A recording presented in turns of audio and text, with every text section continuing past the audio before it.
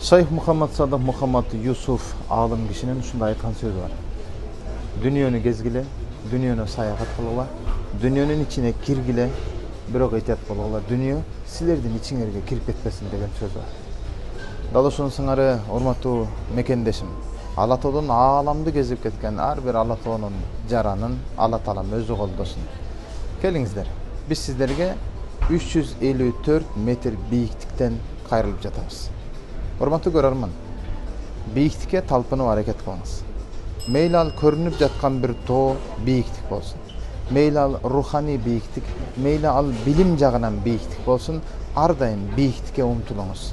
Анткени бийикке чыккан адам гана айлана чөйрөнүн кооздугуна көз чаптыра алат. Бийиктикке чыккан адам гана арт жагына карап басып өткөн жолун көрө алат. Бийиктикке чыккысы келбеген адам ылдыйда калып, балчыкта тебелендиде калып, арызданбай эле койсун. Анткени ал өзү каалап атат ошол жерде. Ошол эле учурда урматтуу көрөрман, канчалык бийикке чыккан сайын кадамыңды ошончолук ойлонуп, этият кылып таштайсың. Анткени кичине эле туура эмес кадамыңды ойлонбой таштасаң, ушундай кулайсың. Экинчи кайра ушул жерге чыккыс болуп кулайсың. Бир жериң сынып, бир жериңен айрылып кулайсың, экинчи бул бийиктикке келбейсиң.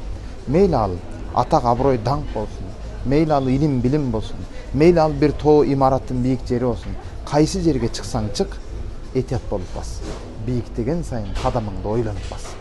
Ылдый түссөң, кайра ушул жерге келе албай калуу коркунучу бар. Мына ушундай достор, ар бириңиздерге бийиктикке чыгууну, бийиктикте болууну, айланага көз чаптырып жашоодон рахат алып жашоону сунуштайбыз.